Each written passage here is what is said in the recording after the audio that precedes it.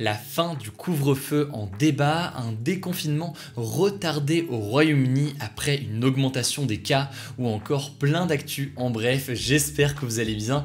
Jour de match, ça fait plaisir et on est parti donc pour un nouveau résumé de l'actualité du jour en moins de 10 minutes. Et on commence donc avec le sujet du jour, on va parler de la fin du couvre-feu qui pourrait peut-être être décidé plus tôt que prévu. Alors pour l'instant, le couvre-feu il a été mis en place depuis déjà plus de 8 mois avec des horaires différents.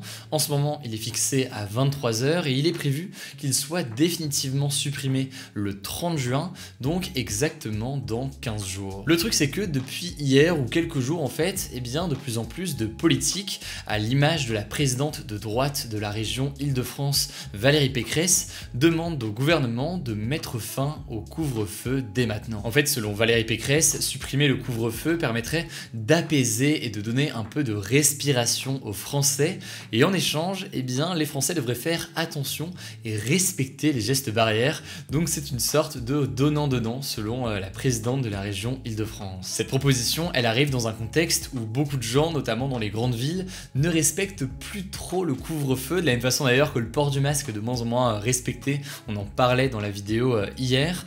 Les bars et les restaurants ferment souvent à 23h pile, et encore, parfois c'est plus tard dans certains cas, et donc beaucoup de gens sont encore dans les rues à 23h. Par ailleurs, ces derniers jours, à Paris par exemple, mais aussi à Nice, on en a parlé d'ailleurs ce week-end sur notre compte Instagram dans les actus du jour, mais il y a des fêtes sauvages qui ont rassemblé après 23h des centaines de jeunes, parfois sans masque, et tout ça a poussé la police à intervenir. Ça se passe notamment régulièrement sur la pelouse des Invalides à Paris. Mais alors quand on voit tout ça, la question qu'on peut légitimement se poser c'est: est-ce que le couvre-feu à 23h est vraiment utile?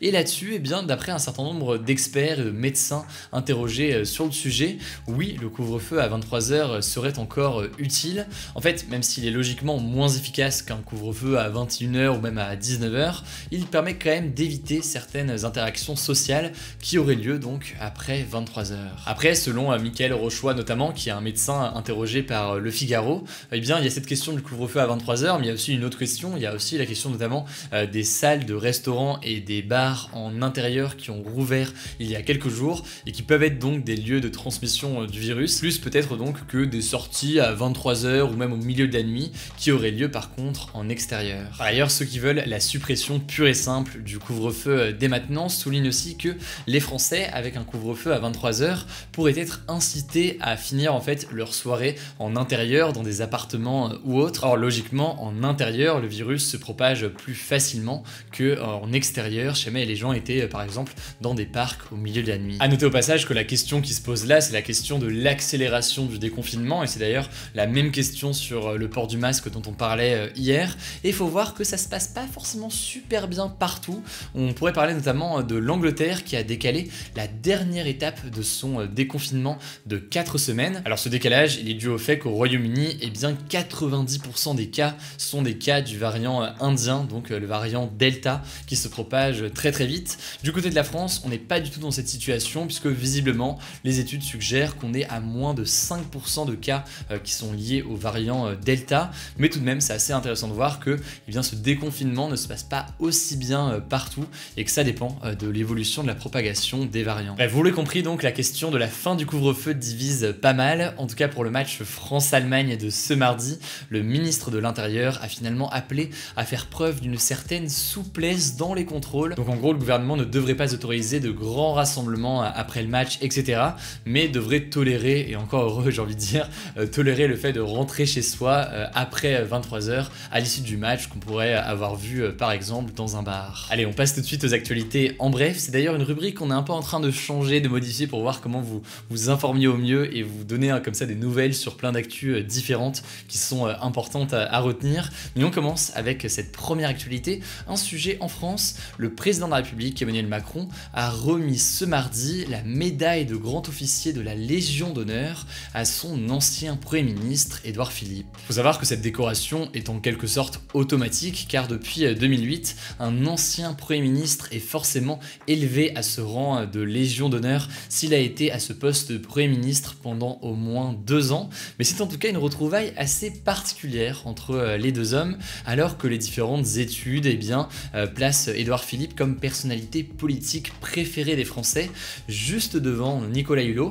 Le timing aussi est assez particulier en ce moment puisque on est à moins de 1 an des élections présidentielles. Édouard Philippe a fait comprendre qu'il ne se présenterait pas à la présidentielle en cas de candidature du président français. De son côté donc, Emmanuel Macron espère avoir le soutien de son ancien Premier ministre s'il décide de se présenter effectivement à l'élection présidentielle pour rester à l'Elysée. Deuxième actu de ce En Bref, ça se passe dans la monarchie islamique de l'Arabie Saoudite. Eh bien, les femmes non mariées n'ont désormais plus besoin d'obtenir l'autorisation d'un homme pour pouvoir vivre seules. En fait, jusqu'à présent, les femmes, qu'elles soient célibataires, divorcées ou encore veuves, devaient obtenir l'accord de ce qu'on appelle un gardien, c'est-à-dire en fait un homme de leur entourage, un père, un frère ou même un fils. Ils devaient donc obtenir l'autorisation de ce gardien pour pouvoir s'installer et vivre seul. Alors vous l'aurez compris, la loi vient donc d'être modifiée. C'est une avancée qui est conséquente pour le droit des femmes dans ce pays,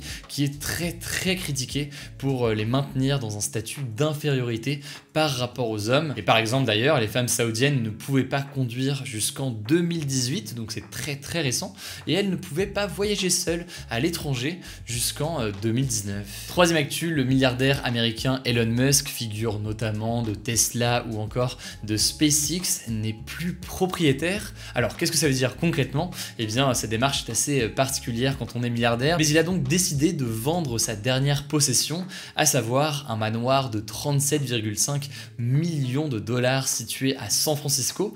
Il est donc désormais simple locataire. Sa fortune réside donc principalement et surtout dans les parts qu'il a dans ses boîtes, notamment donc Tesla ou encore SpaceX. Alors lui semble vouloir montrer qu'il veut vivre simplement, mais certains pointent du doigt aussi le fait qu'il est quand même mis en cause par l'organisation ProPublica, qui l'accuse de ne pas avoir payé d'impôt sur le revenu pendant plusieurs années, un peu d'ailleurs comme d'autres milliardaires américains, dont l'homme le plus riche de la planète, le fondateur d'Amazon, Jeff Bezos. Enfin, pour terminer la dernière actu, c'est une petite promo puisque ce soir c'est le premier match de l'équipe de France. Vous êtes quasiment 100 000 à suivre notre compte dédié au sport, hugodécrypte.sport. Si jamais vous voulez rester au courant d'actualité, voir les meilleures images, etc.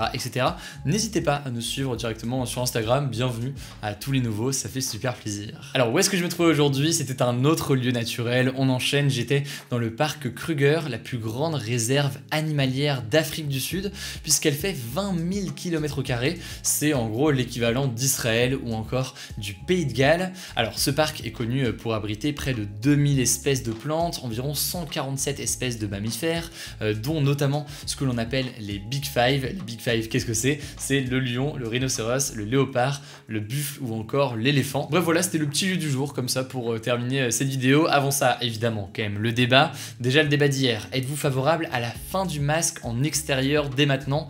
Vous le voyez actuellement avec les résultats, vous êtes plutôt favorable à une telle mesure de fin du masque. Quant au débat aujourd'hui, eh bien c'est le suivant, c'est un débat que je devais faire vendredi mais que j'ai oublié de poster, donc on le met aujourd'hui.